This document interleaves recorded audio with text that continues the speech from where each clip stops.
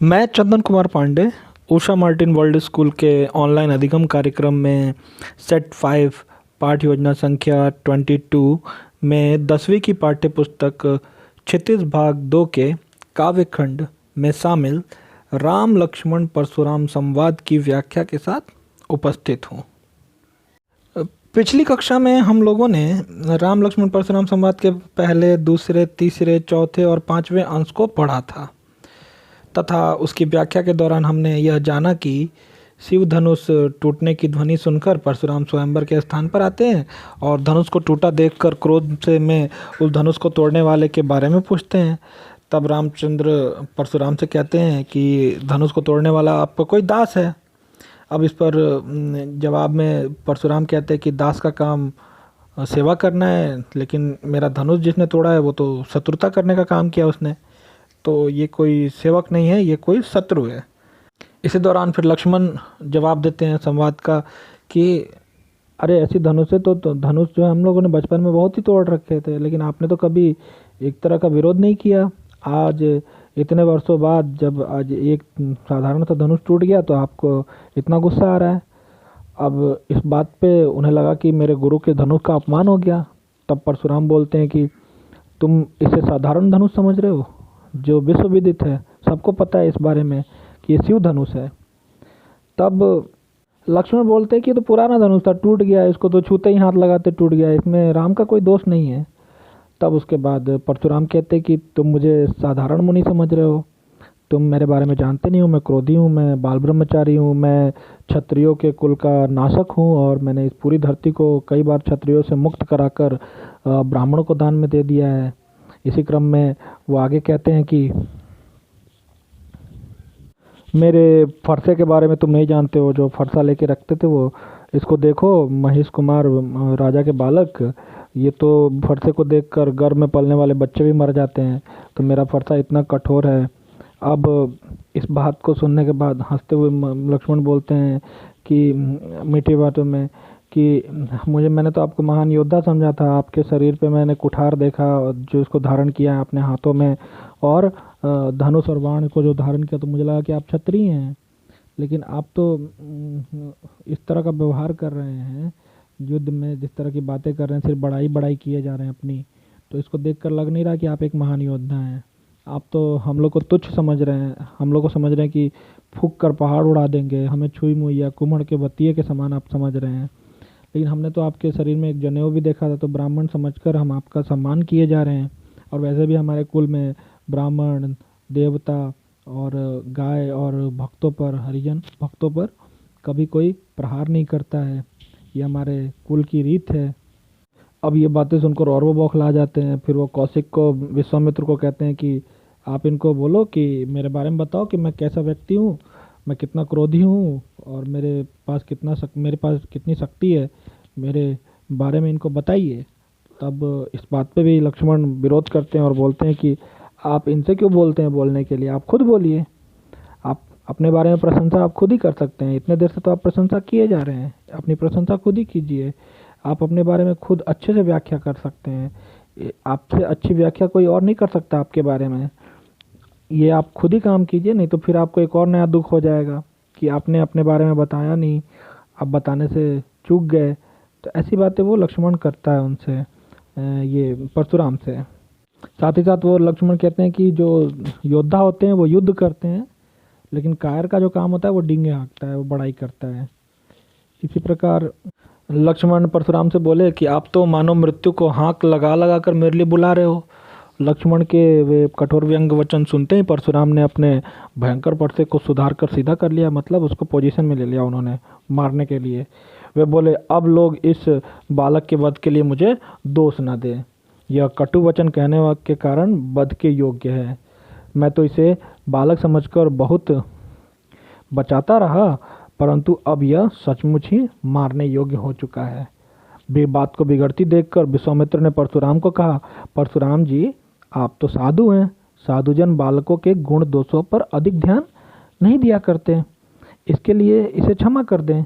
परशुराम बोले, विश्वामित्र जी आप जानते हैं कि मैं बहुत निर्दयी और क्रोधी हूँ, मेरे हाथों में तेज कुल्हाड़ा भी है, फरसा है, सामने मेरे गुरु का अपमान करने वाला अपराधी खड़ा है और वो बार बार जवाब पर जवाब दिए जा रहा है।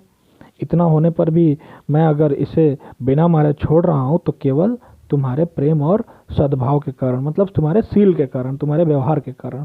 नहीं तो मैं अब तक इसे इस कठोर कुल्हाड़ी से काट कर थोड़े ही परिश्रम में गुरु के ऋण से उऋण हो गया होता, अपने गुरु के कर्ज से मुक्ति पा गया होता मैं।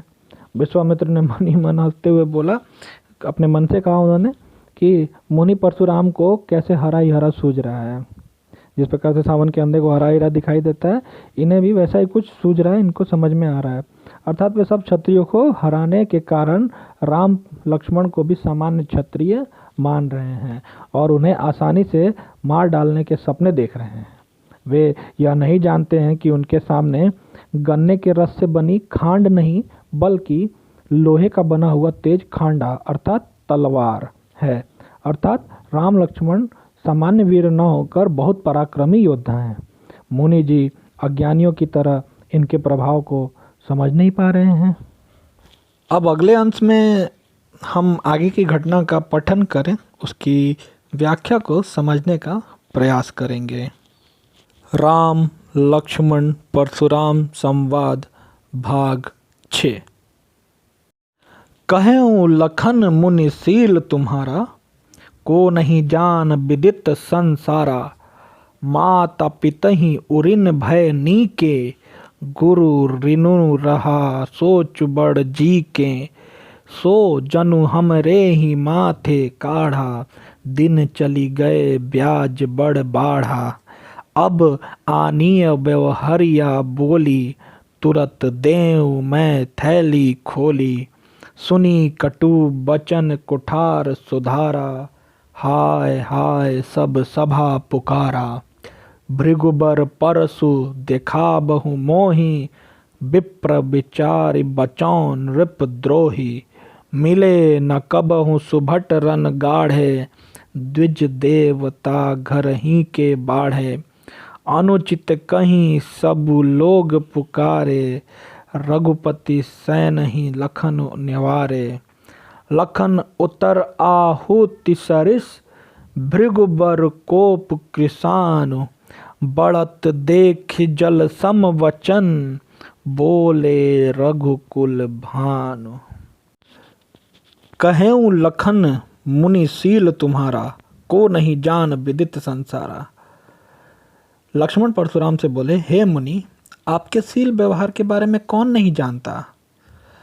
सारा संसार आपसे परिचित है। मात पितहि उरिन भय नीके, गुरु ऋनु रहा सोच बड़ जी के। आप जिस प्रकार से अपने माता पिता के ऋण से उऋण हो चुके हैं, मतलब आप उनके कर्ज से मुक्ति पा चुके हैं, क्योंकि माता पिता की बात में जब वो सहस्त्रबाहु का उन्होंने वध किया था तो उन्होंने तो अपने पिता का बदला ले ही लिया है, माता पिता का। तो इस प्रकार से आप तो उनके कर्ज से मुक्ति पा चुके हैं। अब बच गया कि गुरु भगवान शिव के कर्ज को लेकर आप ध्यान में रखे हुए हैं, तो उसके ऋण से आप अगर चाह रहे हैं कि मुक्ति होना पाना चाह रहे हैं तो वो भी कर लीजिए। क्या हूँ लखन मुनि सील तुम्हारा। लखन कहते कि मुनि आपके सील आपके व्यवहार के बारे में सबको ही जानता है। को नहीं जान विदित संसार है, सारे संसार को ये विदित है, पता है। माता पिता ऋण भय के, आप किस प्रकार से अपने माता पिता के ऋण से अच्छी तरह से उऋण हो चुके हैं। अब आप पर गुरु का ऋण शेष बचा है, उसे उतारने की चिंता आपके मन में है। तो सो जनु हमरे ही माथे काढ़ा, दिन चली गए ब्याज बड़ बाढ़ा। वह शायद आप हमारे माथे काढ़ना चाहते हैं, अर्थात मुझे मारकर आप शायद गुरु ऋण उतारना चाहते हैं। ठीक भी है, दिन भी बहुत हो गए हैं। अब लखन कहते हैं कि शायद जो गुरु के ऋण से की बात जो कर रहे हैं, माता पिता के ऋण से अब तो आप मुक्त हो चुके हैं, गुरु के ऋण की बात कर रहे हैं, कर्ज की बात कर रहे हैं। तो सो जनु हमरे ही माथे काढ़ा, जो जानकर आप क्या कर रहे हैं, हमारे ही माथे पर काढ़ रहे हैं, मतलब हमारे माथे हमें ही मारकर आप उस ऋण से मुक्ति पाना चाहते हैं। ठीक है, तो ये काढ़ना मतलब निकालना हुआ, हमारे माथे पर निकालना, उस अपराध के बदले हमें मारकर आप उससे मुक्ति पाना चाहते हैं। दिन चली गए ब्याज बड़ बाड़ा, और लगता है कि काफ़ी दिन हो गया है, काफ़ी समय लग रहा है कि अब इसमें तो ब्याज भी बढ़ गया होगा। तो अब एक काम करिए कि आप अब आनिए व्यवहारिया बोली। अब आप एक काम कीजिए, एक व्यवहारिया को बुला लाइए। व्यवहारिया मतलब होता है जो हिसाब किताब करने वाला होता है। तुरंत उसको बुला लाइए ताकि तुरंत देव में थैली खोली। वो जितना हिसाब करके बताएगा कि इतना ऋण हो गया है गुरु के अपराध के कारण, तो मैं क्या करूँगा, अपने थैली को खोल के उतनी राशि आपको दे दूँगा। तो आपको हिसाब किताब करने वाले को बुला लाओ और मैं अपने तुरंत थैली खोलकर उसको दे दूँगा, चुका दूँगा। अब इतनी बात कहने के बाद तो परशुराम और क्रोधित हो जाते हैं। सुनी कटु वचन कुठार सुधारा। अब ये सुनते ही कटु वचन, कड़वे वचन सुनकर वो कुठार को फिर से सुधार लेते हैं, पोजीशन ले लेते हैं। उसको सुधारना मतलब उसको व्यवस्थित करके अपने हाथ में रख लेते हैं युद्ध के पोजीशन में। हाय हाय सब सभा पुकार। अब ये देख के सारी सभा को लगता है कि अब तो युद्ध होगा, ये पक्का होगा। सब कहते हैं हाँ हाँ हाँ हाँ, नहीं कहते हाय हाय ये नहीं होना चाहिए। सब बोलते हैं कि नहीं नहीं नहीं नहीं ऐसा नहीं हो, हाय हाय सब सभा पुकारा।